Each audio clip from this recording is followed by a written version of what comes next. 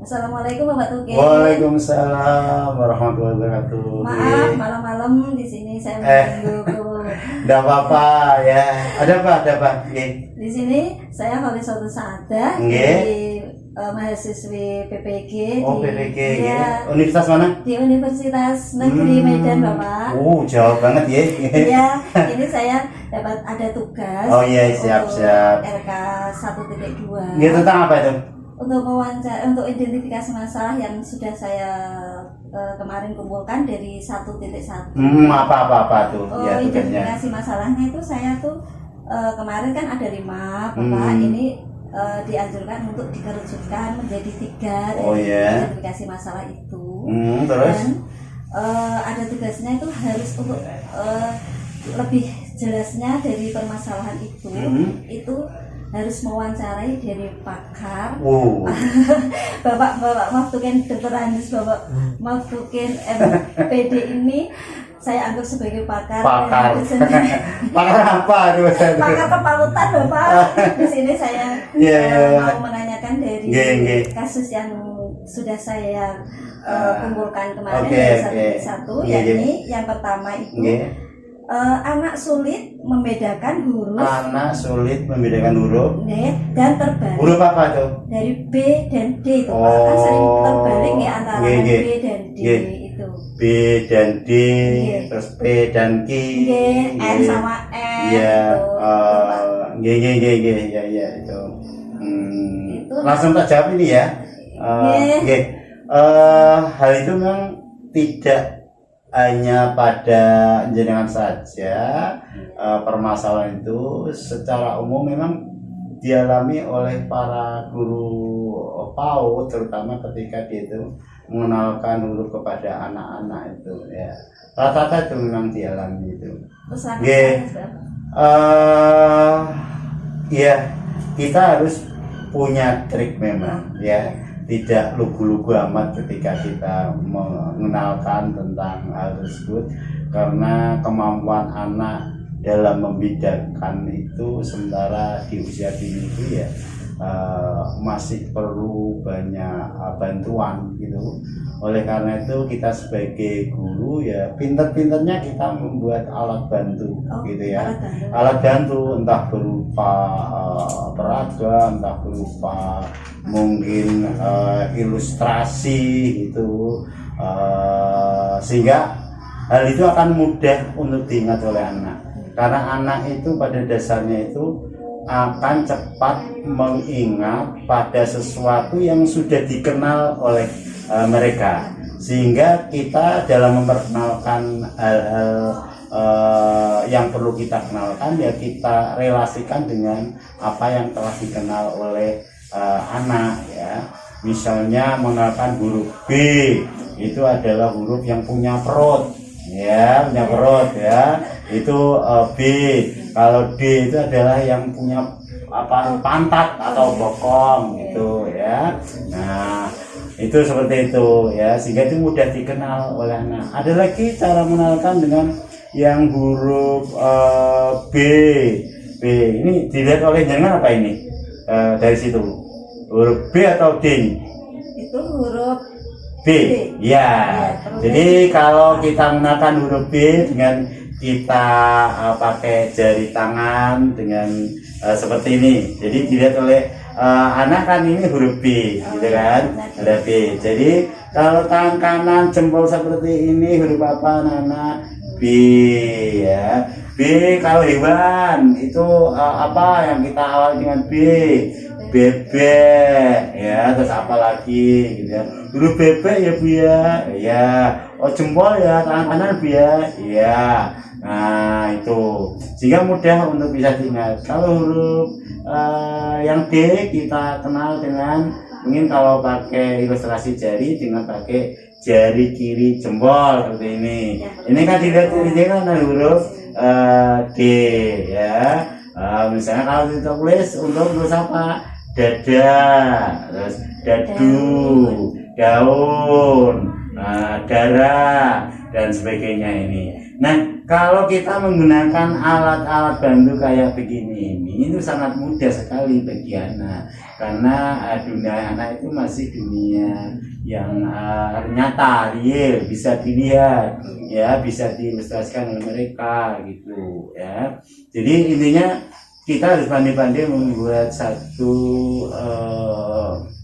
peraga, satu ilustrasi cerita, yang ilustrasi cerita atau peraga itu adalah sangat-sangat familiar bagi anak. Kalau tidak seperti itu ya tadi yang terjadi adalah kesulitan-kesulitan yang terjadi. Makanya kalau itu kita kenalkan pada anak ya huruf B jempol begini ya biar gitu kan. Nah, atau yang punya perut ya biar begitu. Kalau huruf D itu yang punya bokong ya tempat huruf begini ya biar gitu. Begitu juga yang huruf P dan Q ya seperti itu nanti juga kita kenalkan. Dan atas gitu. Yeah, yang gitu. lebih dekat, yang kita berikan contoh yang lebih dekat aja dulu gitu ya Pak. Nggih, itu yang lebih familiar kepada anak yang udah diingat itu yang mana yang lebih menarik ya.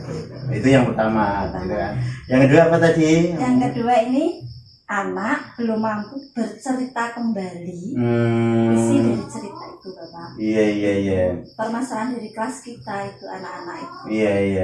Iya, memang kemampuan untuk menceritakan kembali itu ya banyak hal yang harus mendukung di diri anak. Itu kelihatannya hanya sepintas menceritakan kembali gitu saja, tetapi cara komponen yang mendukung untuk dia itu mampu bercerita kembali itu ya harus banyak yang harus dimiliki oleh anak itu, ya.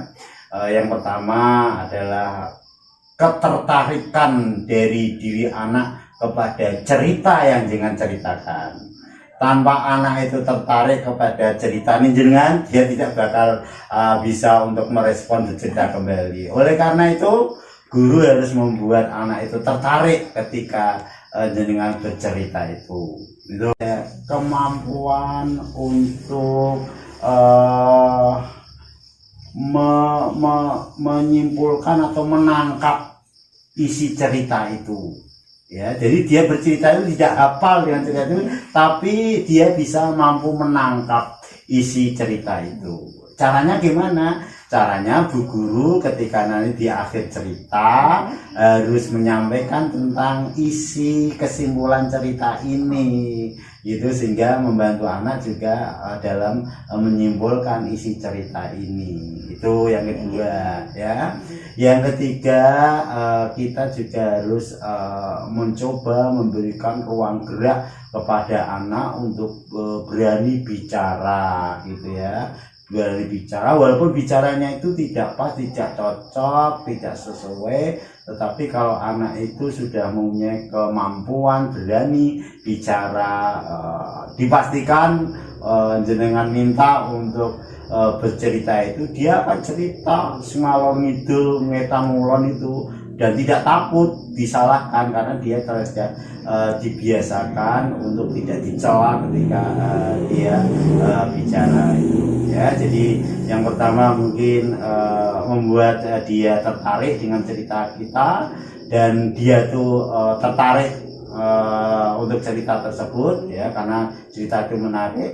Terus yang kedua, dia dapat menangkap isi pokok dari cerita itu, sehingga kita sebagai guru memantiknya dengan membantu kita membuat satu kesimpulan di akhir cerita itu. Terus yang kedua adalah kita memberikan keleluasaan dia untuk bercerita, mengungkapkan pendapat, cerita, dan lain sebagainya, sehingga itu nanti di dalam diri anak itu tidak ada rasa takut lagi untuk dia akan cerita, gitu kan, ya.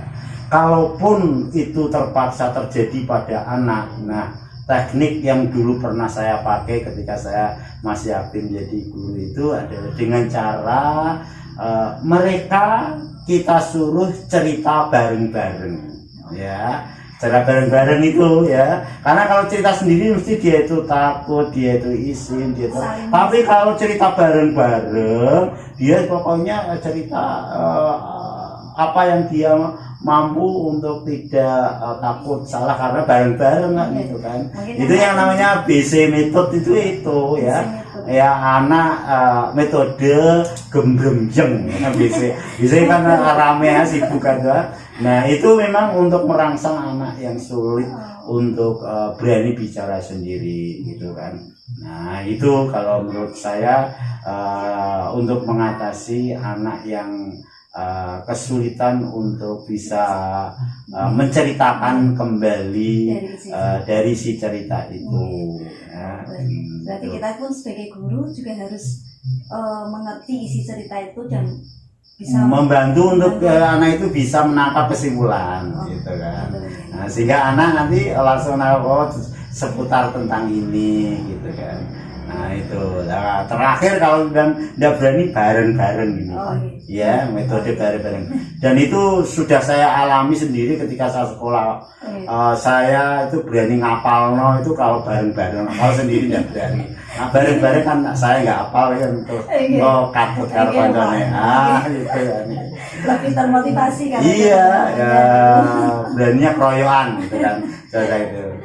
Oke, itu yang kedua. Yang ketiga tadi apa itu? Yang ketiga itu permasalahannya rendahnya kemampuan anak dalam mengingat konsep dan lambang bilangan 5 sampai 10. Rendahnya untuk mengingat. Yeah. Itu penyakit itu ya. Ya ada penyakit itu ya. Yang namanya lupa gitu ya. Yang namanya lupa itu terjadi untuk siapa saja dan untuk ya semua usia ya, apalagi di usia tua itu ya wayahe lupa itu kan ya. Ini untuk anak-anak ya. Sebuah permasalahan yang harus kita bantu ya, harus kita bantu, apalagi mengenai konsep ya. Nah konsep, kalau bicara mengenai masalah konsep itu sifatnya masih abstrak gitu kan, sehingga kita sebagai guru harus mampu mengubah dari yang semula abstrak menjadi real ya, karena alam pikiran anak itu masih berada pada alam real, apa yang bisa dilihat, apa yang bisa didengar, apa yang bisa diraba, apa yang bisa disentuh, seperti itu. Oleh karena itu dalam rangka kita menanamkan konsep bilangan agar bisa diingat oleh anak, maka kita perlu memberi bantuan kepada mereka dengan mengenalkan dengan alat peraga ya, alat peraga ya.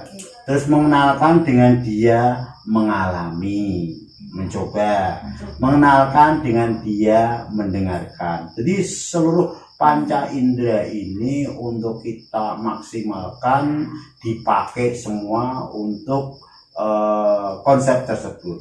Jadi tidak hanya melihat gitu saja diterang, tidak, tapi melihat ini terus mulutnya suruh menirukan ya, suruh menirukan, terus suruh bergerak tangannya ya, bergerak tangannya itu. Nah, terus dilanjutkan dengan dia mengulang kembali ya, terus menyampaikan kepada temannya ya, terus selanjutnya barangkali mungkin dilanjut dengan dia menulis gitu ya, dia menulis itu. Nah kalau itu diterapkan, insya Allah mungkin akan bisa kita gunakan untuk istilahnya melawan lupa, melawan lupa. Dari kebiasaan itu ya Pak. Iya, dari semua penerapan semua konsep yang saya terangkan itu ya. Ya, jadi kita membuat alat peraga yang bisa dilihat, kita membuat peraga yang kemudian diucapkan, kemudian tak perlu didengarkan juga gitu kan. Ada yang bisa dieksplor dengan apa itu, dengan gerak-gerak, dan ada juga di dari kebiasaan itu ya Pak. Iya, dari semua penerapan semua konsep yang saya terangkan itu ya. Ya, jadi kita membuat alat peraga yang bisa dilihat, kita membuat peraga yang kemudian diucapkan, kemudian tak perlu didengarkan juga gitu kan. Ada yang bisa dieksplor dengan apa itu, dengan gerak-gerak, dan ada juga dicoba untuk dipresentasikan, untuk disampaikan kepada yang lain. Coba ulangi apa tadi yang disampaikan oleh Bu Guru ya. Ulangi gitu ya, ulangi ini ya. Kalau memang kesulitan dibantu yang lainnya, ayo bareng-bareng diulangi ya, gitu. Sehingga demikian nanti dia akan cepat untuk bisa menerima apa yang jenengan jelaskan, termasuk konsep tentang bilangan, entah bilangan berapapun, kan? Itu kan cara dasarnya untuk bisa melawan lupa dari anak itu, ya. Nah, melawan ketidakberanian mengungkapkan konsepnya adalah bareng-bareng, ya, bareng-bareng. Nah, untuk mengingat, semua digunakan untuk belajar. Seperti dulu ketika saya belajar itu semua saya pakai, saya melihat, terus saya rekam, saya dengarkan, terus saya coba tulis dan saya terangkan di depan kaca, gitu kan? Ya kan, itu mengungkapkan pada teman itu. Maka sebaiknya, mengalami kesulitan untuk belajar tertentu itu pakailah untuk mengajar. Insya Allah nanti apa yang sebenarnya nggak kita mampu itu akhirnya kita mampu, karena kepaksa gue mulang. Oke, cukup ya, itu ya sudah terjawab. Terima kasih semuanya. Ini nanti untuk tugas saya untuk memperlancar atau mempermudah dari tugas saya, Bapak. Terima kasih. Yes. Terima kasih. Ibu Mat, sebisa saya ya, karena saya ya tidak pakar banget. Bapak adalah pakar dari kami, Pak, karena Bapak itu sudah dari kami. Terima kasih. Ya, mudah-mudahan sukses selalu. Amin, ya. Amin. Untuk doanya, ini. kita doanya Ya, semoga kami juga dipermudah dalam PPG waktu ini. Dari saya, assalamualaikum warahmatullahi wabarakatuh. Waalaikumsalam. Selamat.